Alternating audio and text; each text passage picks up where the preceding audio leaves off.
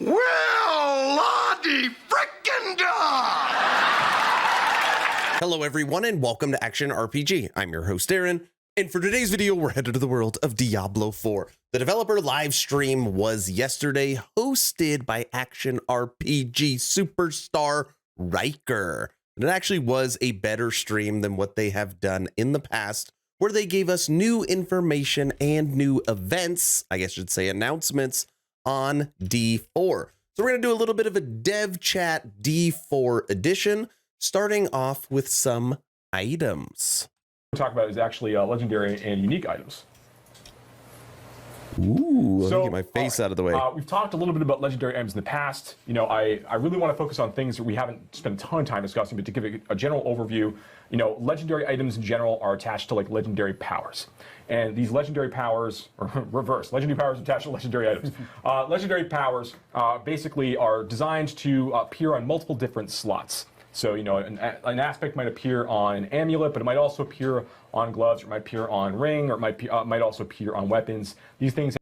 I like this one right here. Trample now summons 6 landslide pillars of the earth during its duration that deal 113 normal damage. Trample is now also a nature, magic, and earth skill. That looks cool. Have a tendency to be in a lot of different places based on the power itself. And we like this because it let players like extract aspects and powers from items and put them into other items that meet these certain criteria. And it's fun because we want players to go and be chasing certain fantasies. It helps them kind of like hone in on certain kinds of builds and gets them excited about the potential of like kind of taking all these different Legos and kind of putting them together. Can I say Legos on stream?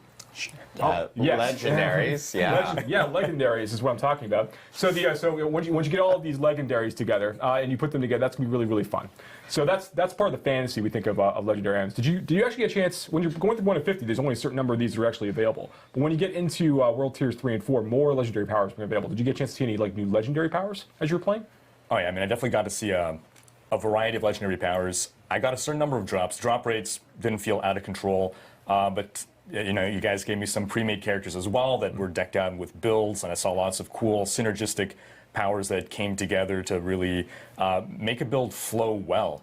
And I think my favorite power was probably on actually a unique item, and it was for the druid that made your werewolf form your true form. Mm-hmm. So I know a lot of people have been saying, hey, can I just be a werewolf all the time? Yep. Yes. Yes, you can. Yeah, that's the next step, right? So unique items. So unique items only begin to appear when players enter the Nightmare tier. So once you're in World Tier 3, there's a low chance that some of the game's unique items will begin to appear for players as they're progressing through this experience. And they're very, very rare. You know, these are huge chase items and opportunities here. Some of them are really important for build making. Some open up a whole different build paths and opportunities for players to go and pursue. These are things that are designed to be really exciting, like what you suggest there when you had the experience trying to gather the werewolf. The ability to stay in werewolf form effectively forever with that druid unique. Really, really cool stuff. And there's more of these unlocked over the course of your level progression as well. You know, I think I saw Shaco earlier there in the list of unique items. That's correct. Shaco does make a return, and there's lots of opportunities for us to basically kind of pay homage to items that came in previous versions of Diablo, previous entries in the series. You'll see a number of different items make returns. Items like Grandfather, Shaco, obviously. You'll see a few familiar, and then a few familiar favorites, and then more over the course of the game's live development. Also, this is a good way for people to kind of see the new font changes and so forth that based off the beta learnings that we actually new ended up font posting, as well. Yeah, we'll get more into Nightmare dungeons. Oh, you know, Nightmare dungeons are we're going to talk again. We're going to talk about beta feedback at the end of the dungeon show affixes, here, or near the end of the show, but. Nightmare Dungeons are our key dungeon replayability system for the later part of the game, right? And you're going to get sigils, and Joe's going to talk a little bit about the sigils, but we're really excited for players to get to check out all of the cool ways that the dungeons can really be transformed by the Nightmare Dungeon system. Yeah, so first up, Nightmare Dungeons, very, very exciting system. Players haven't had a chance to play these in our betas yet, but as they get into the end game content, start going through World Tiers 3 and 4, you'll begin to see, you'll gain access to some of your first sigils, which are primarily initially earned by completing Whispers of the Dead, one of our other overworld content features that players will be able to engage with. Now, sigils are really interesting in that they are tied to a level when you find them, which is going to affect the level of the monsters inside that space. They have various afflictions, which we've talked a little bit about in streams in the past. These are going to modify the way that level rolls out. But Nightmare Sigils, when they are activated, after you collect one, is going to basically open up a portal near an existing side dungeon. And in the pre-release version of Diablo IV and additional seasons, we basically select a subset of all the side dungeons in the game that can become Nightmare Dungeons for that period. So players become more familiar with a set number of these because they know that they can be populated with these Nightmare Dungeon experiences. So you might already know, whether it's Annex Acclaim or whatever it is, what the layout of a given dungeon might look like normally. But Nightmare Sigil is going to change that by introducing these new afflictions and then also these greater afflictions. We showed earlier in the video, like this, or right now actually, we're looking at this hell portal, a nightmare portal that can open up and basically spawn in all these monsters from other monster families that might not be native to that dungeon, which is pretty cool. In that we like the idea that players are going to have to kind of deal with these new different threats than what they're typically used to as part of that encounter. And there's a number of these other greater afflictions, like we showed the Stormbane's Wrath, that disc thing that was floating around around you, and occasionally it just pulses out this really big, stunning, damaging effect. So you have to be mindful of where it is. You should make sure you avoid it as part of the combat experience. Something that I have been the most interested in, the Paragon Board. So let's talk more about those Paragon boards. Oh, let's do it. Okay. Paragon boards. So we've talked a bit about Paragon in the past. We've shown pictures of the board just like this, and we've shown you things like, hey, look, here's normal node, and this is the way that you're going to earn 5 willpower. But that's not all this board is about. There's a lot of other complexity and things to deal with in here. So there are basically 4 types of nodes to kind of quickly reprise some of this information. The first, of course, is normal nodes. Then we have what you show here is magic nodes. These are different affixes that you can collect over the course of time. Usually they're a little bit more difficult to find a direct version of on items. So something like this, for example, crackling energy damage. So that's a sorceress, so a lightning spec sorceress ability or passive effectively, where she'll occasionally be crackling out damage to nearby targets. You can now boost that by finding this particular magic node, which kind of might eventually unlock other builds for you to kind of go and chase after. But then there are rare nodes, which is on the next slide. And here, okay, so there's some information here. Rare nodes have a pretty powerful effect right off the bat. But then on top of that, there's this bonus effect down below that you can sort of see. Where on this one, it is, another 60% damage to elites if you reach a certain amount of dexterity for your character. So the point here is that's rare pretty nodes on their specific. Own, there's about 10 or more per board. Rare nodes are already pretty powerful generically. But then on top of that, if you were able to hit these thresholds for the stat requirements for these rare nodes, that is going to make them very, very potent for you indeed. And when you're looking at the board, these are some of the most critical things you'd be thinking about when you're plotting your path through each board, which of course there are a number of boards available for you at launch. And then when you'll be able to rotate them, you'll have to choose how you want to progress through rare nodes, whether you want to engage with the legendary nodes or not. This is a really important thing. Yeah. One other bit about this, just because it's easy for me to forget about, is that when you're going from Paragon board to Paragon board, in the first board, this might be the cost. But then when you're looking at the second board that you're progressing through, those requirements are actually going to go up. So it's not in your interest to go run from board to board, just unlock as many of these as you can directly through that way. You need to spend a little bit of time into the board and pick the ones that you really want, because the next board that you unlock to get more rare nodes of different types, those will be a little more expensive to unlock those bonus effects. The thing I think is really interesting about these is interesting. The way that I look at the board, right? When I open a Paragon board, the first thing I do is go and look at the nearest rare nodes to me, to where I'm starting, right? And then I look at the requirements for those bonuses, and then I start looking at the normal nodes on the way. I'm like, oh, okay, well, I'm pretty close to the dexterity required here through my gear. Are there some dexterity nodes that I could hit on the way here that would take me over it? And how much do I care about that particular bonus? And then I'm comparing it to the other ones, and I'm thinking about that. So the normal nodes actually become. You'll see on screen too. Refund costs 39,000 gold. Absolutely, and that's not all. There's one more node type as well, and then we're going to get back to normal nodes in just a second. So then we have our legendary nodes. So every one of the boards for each of the classes has a legendary node somewhere on it. And these are really, really powerful powers like you'd expect. They are a legendary power, effectively unique to the Paragon board system for that class and for whatever that particular board is trying to convey as its overall build type.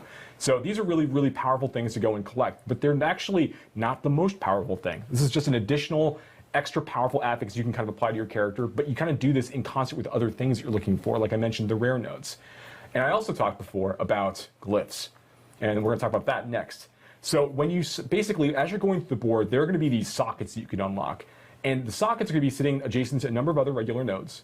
Now, the way that glyphs work is that you're going to put them into one of these sockets, and they are going to be affecting just like nearby PoE. nodes and also fueled by other nearby nodes. So if you hit certain thresholds inside some of the glyphs, you're also going to unlock powerful bonuses. They're going to always also affect nearby nodes at the same time. And as I mentioned before, glyphs can be leveled up pretty high. They continue to grow the radius of the affected nodes as you level up through certain tiers. So it means they can affect larger and larger areas.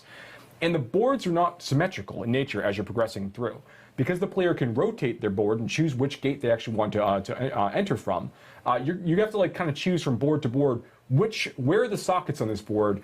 Are they near the stats I really want for this glyph? Because this glyph is going to be fueled by dexterity nodes within range of the glyph effect. And it's going to do additional critical strike damage, whatever it's going to do for me as a result. That's a really, really important choice to make. And because all of the boards have different configurations, different socket locations, and different things near those sockets, you have a lot of interesting decisions to make about where you actually want to invest your time. How does it matter? How does it feel to do this relative to the rare nodes you might need on that board from a different board instead? Fun decisions for players to make as they're going through. We want. Okay, I will say, I've said in the past that D4, I feel like all characters are going to end up being the same. Everything's going to be very cookie cutter. Now that I have a further breakdown of the Paragon board, it does seem that there is a lot of customization you are going to get from that. We're just going to have to test it. Here is the big news everybody is talking about. 12th through May 14th, we are going to be hosting a Server Slam event where all players within Diablo 4 or who want to play Diablo 4 can jump in and actually check out the game again. This is a really important weekend for the team and the dev team here because we need as many people to really log in, check out Diablo 4 and play through the game because we need to test out our servers some more before we actually launch. Joe, I know you have a lot of want and need and emphasis towards this specific weekend, so I'd be curious to hear. Yeah, so first off, all of the changes that we just talked about in this live stream will be in place on the Server Slam. Yeah, so huge news right there where if you want to check out any of the changes that we made from beta, you will be able to actually check them out that weekend on May 12th or May 14th. That's right. And the other thing I want to point out is that we recently announced that we've gone gold, that Diablo 4 has gone gold. And that means that, we got all of those changes from the betas in. We did tons of, we learned a ton of stuff in terms of our servers, in terms of server configuration, making sure that we were fixing bugs. We deployed hotfixes during those 2 weekends. And so we were able to really improve our confidence for launch through that. And that's why, we're so confident in announcing that we've gone gold. Now, the purpose of this weekend is to slam those servers, right? Really make sure that everything is exactly perfect for launch because that's really what's important to us, right? We want players and sell a few battle passes and pre-orders, And for this Server Slam, a new reward. Mount Trophy, which is exclusive to this Server Slam weekend. You can see it here on your screens. Yeah, the trophy there and that horse's hip on the saddle there. Very nice. Oh wow, that's bigger than I thought it was going to be. That's awesome. We basically cut a horn, part of a Shava's horn off, and added some. That's a big trophy and some nice metal work there. And of course, mount trophies in Diablo are cosmetic customizations that you can add to your mount along with mount armor. So this is a trophy that you can mount. Some trophies mount on the saddle. I don't know why I'm pointing to my shoulder.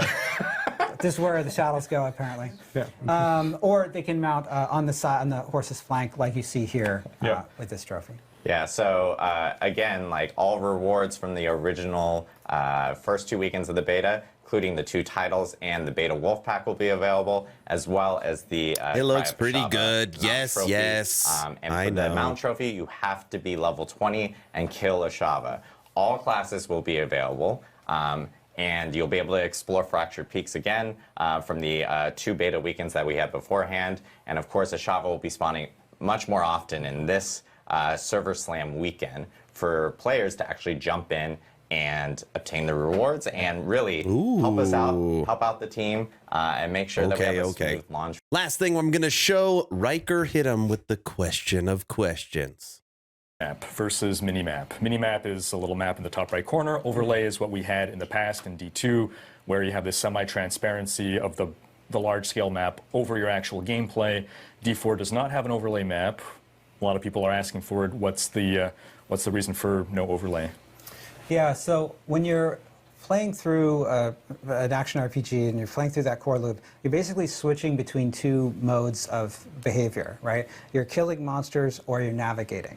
And you're switching back and forth between those really quickly. And so it can be helpful to have that be as fast as possible so that you can I just killed those monsters. Okay, where am I going to go? Is there an objective to the left or right? Right. And so the overlay map is very effective at doing that. Yes. In fact, it's so effective that it's up that there's no reason to ever close it. And so there are a lot of solutions that we've seen different games do in terms of like trying to mitigate sort of its effects on combat in terms of fading areas around the player or other things like that. What we're trying to do is we're trying to keep the combat and navigation spaces as clean as possible by separating them a little bit more. And so that's why you see the mini-map, you see the pin system on the map, you see, in certain cases, edge of screen indicators on the mini-map.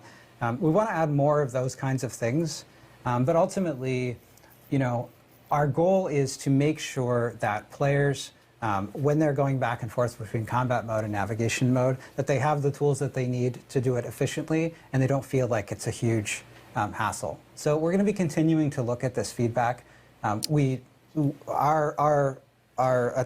launch, you know, you won't have an overlay map. We're trying to make that experience as smooth as possible. But we're going to continue to listen to player feedback on this point.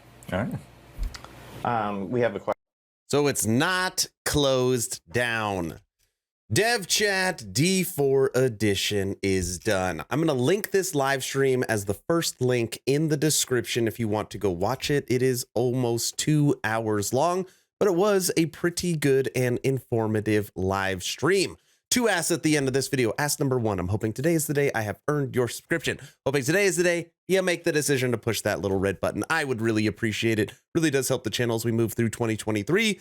Ask number 2, check out my Patreon. Thank you to the first 64 members that have signed up. Become an instant ARPG VIP and get Patreon exclusive content at the second link in the description. Weekly blog post, weekly podcast, access to the VIP lounge so you could chit chat with me every day, chance to win custom merch, special title, the ability to live stream with me over audio and video, so many perks. Second link in the description. D4 Slam the Server event. I can tell you, I don't know if I'm going to get to level 20 and kill Ashava and get the mount trophy and all that stuff. Don't really care about it, but I do want to see what the new minions look like. See if they're back to looking dark and grim or if they look like something out of Torchlight. We will see. That's all I've got. Hopefully you're entertained or at least learned something. Aaron, out.